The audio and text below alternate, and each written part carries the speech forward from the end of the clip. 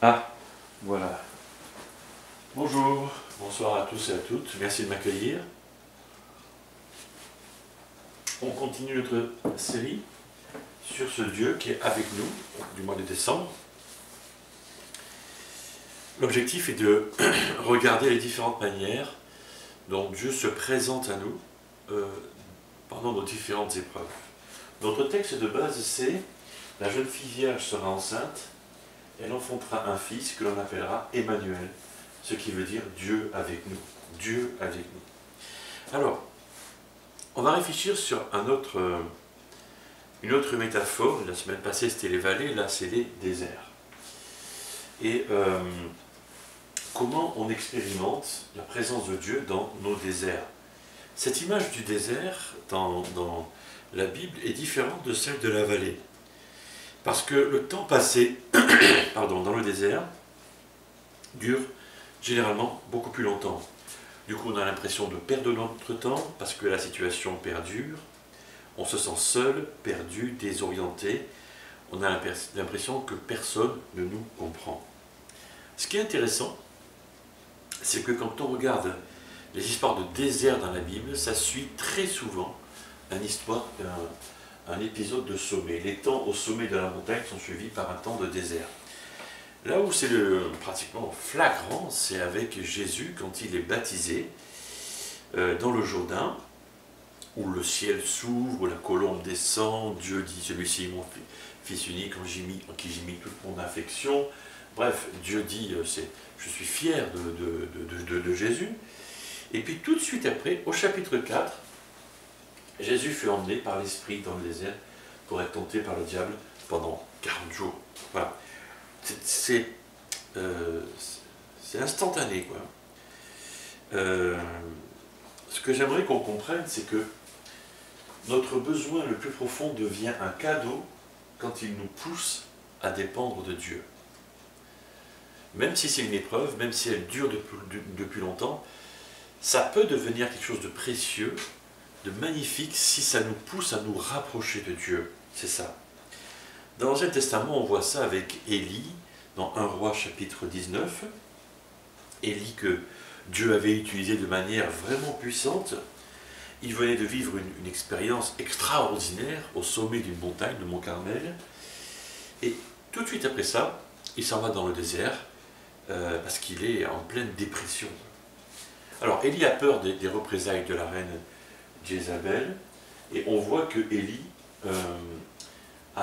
s'est enfui pour sauver sa vie. Il se rendit d'abord à Beersheba, dans le territoire du Juda, où il laissa son jeune serviteur. Pour info, je ne sais pas si vous voyez bien la carte, mais le mont Carmel est là, et Beersheba, c'est juste ici. Donc, c'est Google Maps, hein, voilà. Et 182 km. Donc plusieurs jours de marche, peut-être même une semaine. Je ne sais pas à quelle allure marchait Élie.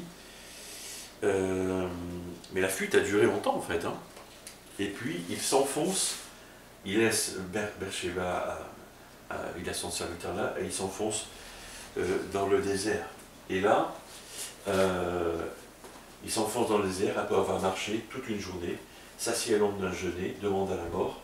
Il dit « C'en est trop, maintenant, Éternel, prends-moi la vie, car je ne vaux pas mieux que mes ancêtres. » Il se coucha et s'endormit voilà, sous ce petit buisson. Il est donc désespéré, déprimé.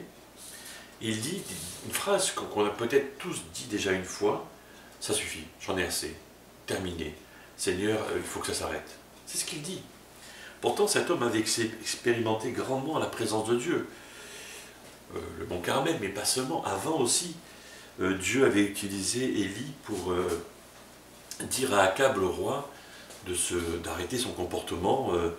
Voilà, il avait laissé tomber l'Éternel et adoré des faux dieux. La punition, c'était une sécheresse de 3 ans qui est venue, donc Akab, le roi, était mécontent, il avait cherché à faire tuer Élie. Élie s'est caché pendant 3 ans, et puis il a été nourri par des corbeaux, et puis il a trouvé refuge chez une dame, et le fils est mort, il a ressuscité le mort, et puis finalement il se retrouve au mont Carmel pour le grand défi contre les prophètes de Baal et d'Astarté. Et là, le défi est remporté par l'Éternel, le feu tombe du ciel, Élie se débarrasse des centaines d'autres faux prophètes, etc.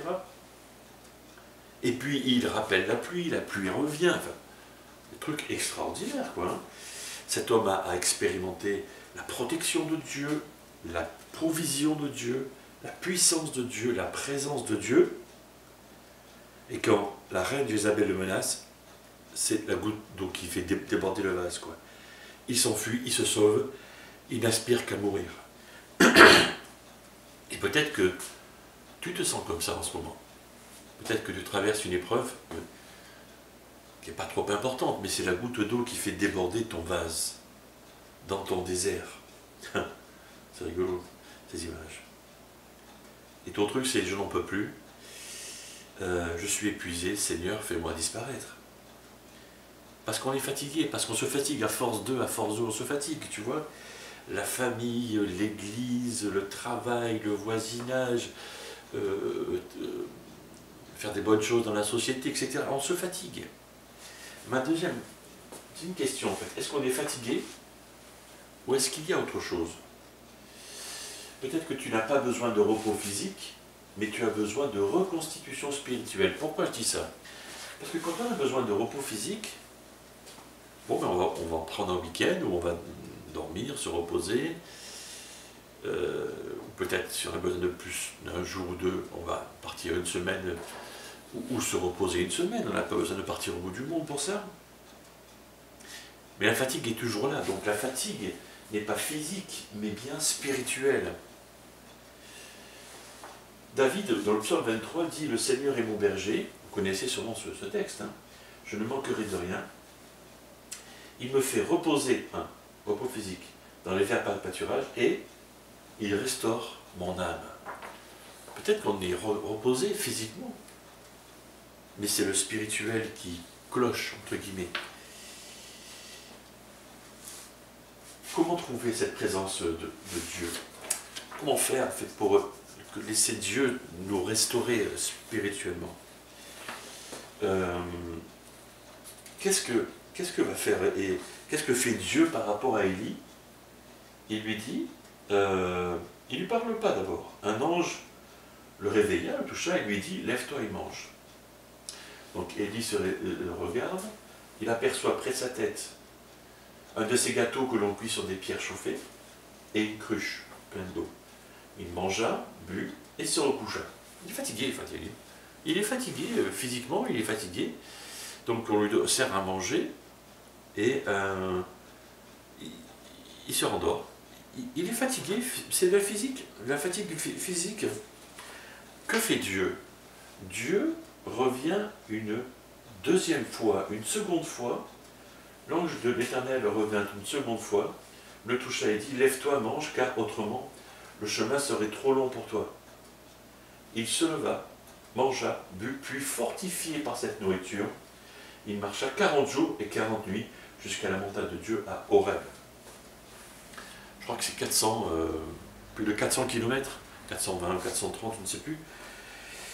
On voit qu'il marche 40 jours et 40 nuits. Quelle était cette nourriture extraordinaire? Je ne sais pas, peu importe. Mais ce qui est intéressant, c'est que Dieu vient une fois. Ok, ça ne fonctionne pas. Il vient deux fois. Là, ça fonctionne. Et si Dieu venait pour toi encore ce soir ou aujourd'hui, quand tu regardes ça, et vient pour te fortifier, pour te nourrir, pour te permettre d'être debout encore spirituellement. Parce que Dieu ne se lasse pas de revenir vers toi, vers moi, et nous respecte. Si on a besoin de repos, ok, on se repose, mais Dieu revient et nous te tape sur l'épaule, allez, c'est le moment de repartir. Voilà, peut-être que on a besoin de prendre une pause, de laisser Dieu restaurer notre âme. Il se leva, mangea et but, fortifié, donc il marcha pendant les 40 jours jusqu'à Horeb, c'est dans le mont Sinaï, hein. Et là-bas, il entra dans la grotte, il passa la nuit. Soudain, l'Éternel lui adressa la parole en ces termes, « Qu'est-ce que tu fais ici? Qu'est-ce que tu viens faire?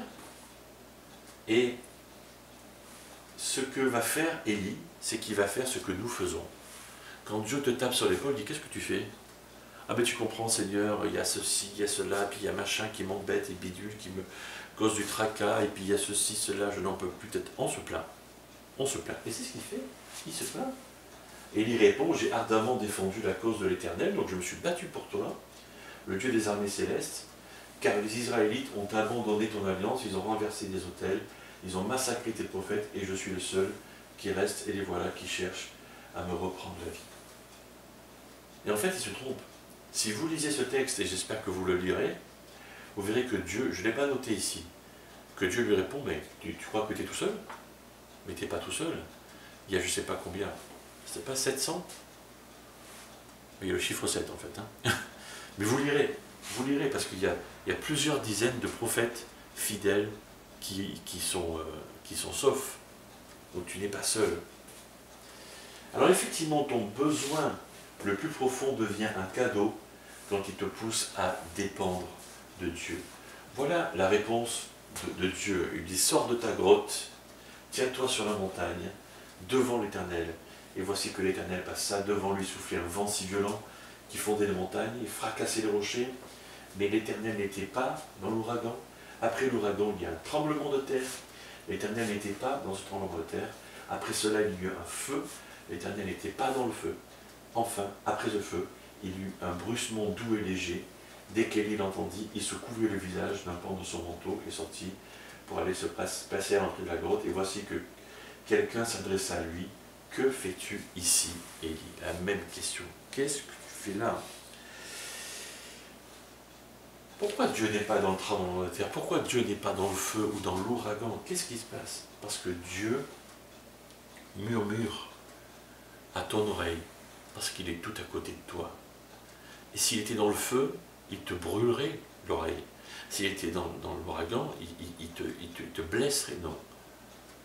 Dieu est doux, il est à côté de toi et il veut te parler. L'Éternel est proche de ceux qui ont le cœur brisé, il sauve ceux qui ont l'esprit abattu. L'Éternel veut te sauver, veut te reconstruire, te restaurer spirituellement par des mots doux comme ceci. Voilà, quelques questions maintenant. Vous pouvez lire l'histoire d'Élie dans 1 Roi 19. Justement, qu'est-ce que Dieu essaye de dire à Élie et du coup, qu'est-ce que Dieu nous dit à nous? J'ai dit tout à l'heure que ton besoin le plus profond devient un cadeau quand il te pousse à dépendre de Dieu. Est-ce que tu as déjà expérimenté ce cadeau d'une épreuve, en fait, d'un désert qui se transforme en cadeau, tu vois? Et est-ce que tu peux partager ça? Est-ce que tu as la liberté de partager avec ton groupe? Et comment as-tu rencontré la présence de Dieu dans le passé, donc dans ces épreuves? Qu'est-ce que tu peux faire pour découvrir les provisions de Dieu, les bénédictions de Dieu, si tu veux, et te reposer pendant cette période de ta vie, désert? Et comment Dieu a-t-il communiqué Élie? Comment Dieu communique avec toi? Et comment peux-tu ajuster ta vie pour entendre Dieu te parler? Voilà, je vous laisse et je vous souhaite une bonne semaine.